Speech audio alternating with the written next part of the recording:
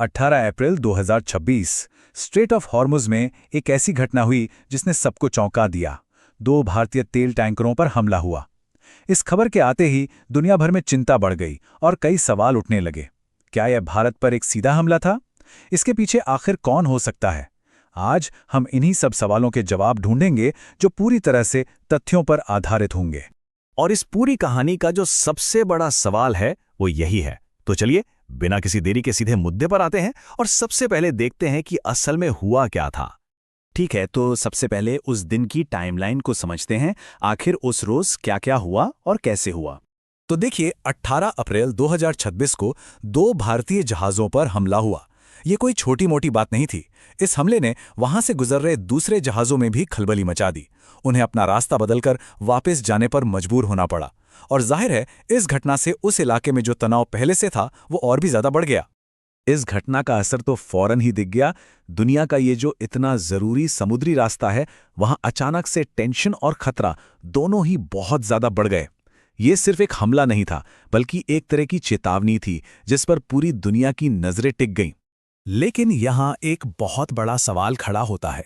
क्या ये बस एक रैंडम घटना थी या इसके पीछे कोई बड़ा मकसद था? क्या निशाना सच में भारत था? चलिए पता करते हैं। देखिए, अब तक ऐसा कोई भी ठोस सबूत सामने नहीं आया है जो ये साबित कर सके कि भारत को जानबूझकर निशाना बनाया गया था। बल्कि ज्यादातर एक्सपर्ट्स का यही मानना है कि ये घटना असल में ईरान और पश्चिमी देशों के बीच जो तनाव चल रहा है, उसी का एक नतीजा है। वो पूरा इलाका एक जियोपॉलिटिकल फ्लैश पॉइंट है। मतलब वो एक ऐसी जगह है जहां से गुजरने वाला कोई भी जहाज खतरे में है, चाहे उस पर किसी भी देश का झंडा क्यों न लगा हो। तो इस तरह की कार्रवाई पर भारत का क्या रिएक्शन था? आइए देखते हैं कि इंडिया ने डिप्लोमैटिक और सिक्योरिटी लेवल पर क्या कदम उठाए। भारत ने बहुत तेजी से एक्शन लिया। सबसे पहले हमारे विदेश मंत्रालय ने इस हमले पर गहरी चिंता जताई। दूसरा, जवाब मांगने के लिए ईरानी राजदूत को तुरंत बुलाया गया। और तीसरा, जो कि सबसे जरूरी कदम था, वो ये कि उस इलाके में भारतीय जहाज़ों की सुरक्षा को और भी मजबूत कर दिया गया। और हाँ, एक बात और ध्यान देने वाली है। भारतीय नौसेना समुद्री लुटेरों को रोकने और व्यापारिक जहाज़ों की सुरक्षा के लिए उस इलाके में पहले से ही एक्टिव है। इस घटना के बाद तो उनकी निगरानी और गश्त को और भी बढ़ा दिया गया है। लेकिन सवाल ये है कि पानी का ये छोटा सा रास्ता, ये स्ट्रेट, आखिर इतना जरूरी क्यों है? यहां पर हुई एक छोटी सी घटना से भी पूरी दुनिया में हलचल क्यों मच जाती है? चलिए इसे समझते हैं। इसका जवाब है ये, एक नंबर, 20%। जी हां, दुनिया का लगभग 20% तेल इसी पतले से रास्ते से होकर गुजरता है। जरा सोचिए, ये पूरे दुनिया के एनर्जी सप्लाई के लिए एक लाइफलाइन की तरह है।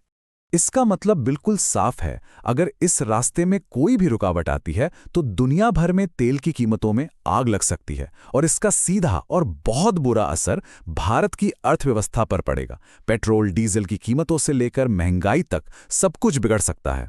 तो इन सभी बातों को एक साथ रखकर देखें तो क्या नतीजा निकलता है? पूरी तस्वीर आखिर क्या कहती है?